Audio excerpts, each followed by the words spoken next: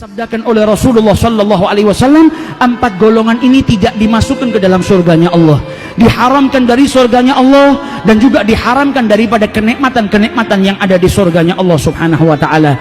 Nabi Muhammad menjelaskan yang pertama adalah mudminul khamr, orang yang minum minuman keras. Kemudian dikatakan oleh Rasulullah, wa akilur riba, orang yang makan riba, orang yang makan hartanya anak yatim, dan yang terakhir al-aguli walidai, orang yang durhaka kepada kedua orang tuanya. Hati-hati bagi mereka yang masih punya kedua orang tua. Orang tuamu adalah pintumu menuju surganya Allah Subhanahu Wa Taala.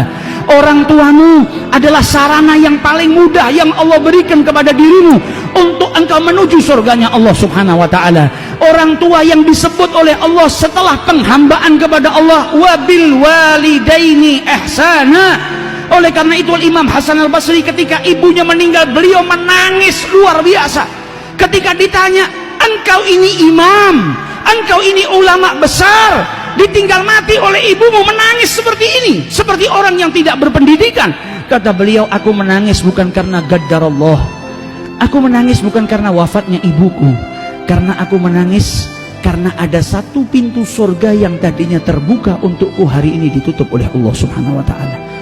Orang tuaku adalah sarana yang paling mudah untuk menuju ke pintu surganya Allah Subhanahu Wa Taala, dan dengan wafatnya orang tuaku maka tertutup pintu tersebut. Maka bagi kita yang masih memiliki kedua orang tua, hati-hati.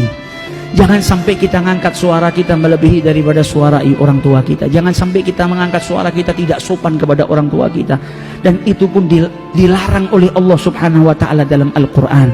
Mari kita tiru orang-orang yang mengagungkan orang tuanya, orang-orang yang memuliakan kedua orang tuanya. Bahkan sahabat-sahabat Nabi Muhammad di dalam sholat ketika dipanggil ibunya, dia mengeraskan bacaan supaya ibunya tahu kalau dia sedang sholat.